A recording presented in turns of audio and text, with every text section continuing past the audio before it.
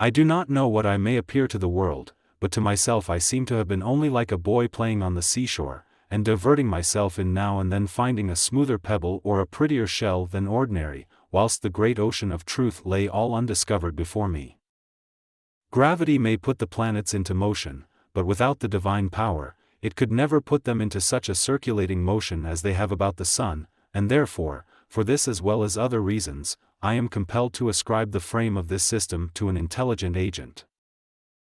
I do not love to be printed on every occasion, much less to be dunned and teased by foreigners about mathematical things or to be thought by our own people to be trifling away my time about them when I should be about the King's business. God made and governs the world invisibly, and has commanded us to love and worship Him and no other God, to honor our parents and masters, and love our neighbors as ourselves, and to be temperate, just, and peaceable, and to be merciful even to brute beasts. The same law takes place in a system, consisting of many bodies, as in one single body, with regard to their persevering in their state of motion or of rest.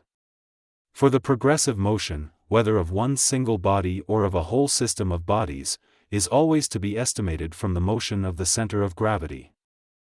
Fidelity and allegiance sworn to the king is only such a fidelity and obedience as is due to him by the law of the land, for were that faith and allegiance more than what the law requires, we would swear ourselves slaves and the king absolute, whereas, by the law, we are free men, notwithstanding those oaths. Absolute space, in its own nature, without regard to anything external, remains always similar and immovable. Relative space is some movable dimension or measure of the absolute spaces, which our senses determine by its position to bodies, and which is vulgarly taken for immovable space. Just as the system of the sun, planets, and comets is put in motion by the forces of gravity, and its parts persist in their motions, so the smaller systems of bodies also seem to be set in motion by other forces and their particles to be variously moved in relation to each other and, especially, by the electric force. The same thing is to be understood of all bodies, revolved in any orbits. They all endeavor to recede from the centers of their orbits, and were it not for the opposition of a contrary force which restrains them to and detains them in their orbits, which I therefore call centripetal, would fly off in right lines with a uniform motion. The smaller the planets are, they are, other things being equal, of so much the greater density, for so the powers of gravity on their several surfaces come nearer to equality. They are likewise, other things being equal, of the greater density, as they are nearer to the sun. We are certainly not to relinquish the evidence of experiments for the sake of dreams and vain fictions of our own devising, nor are we to recede from the analogy of nature, which is wont to be simple and always consonant to itself. In the absence of any other proof, the thumb alone would convince me of God's existence. I do not love to be printed on every occasion, much less to be dunned and teased by foreigners about mathematical things or to be thought by our own people to be trifling away my time about them when I should be about the king's business. God is the same God, always and everywhere.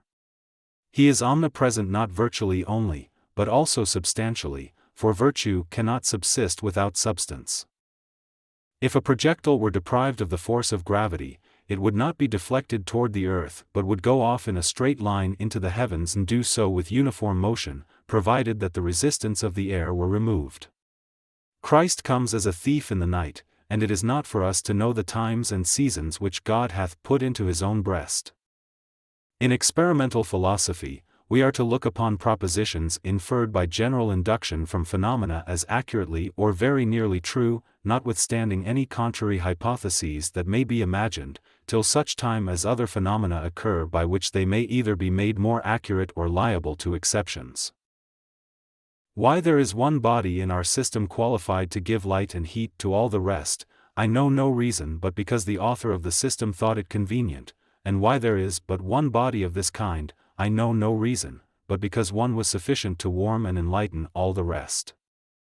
It is indeed a matter of great difficulty to discover, and effectually to distinguish, the true motions of particular bodies from the apparent because the parts of that immovable space, in which those motions are performed, do by no means come under the observation of our senses.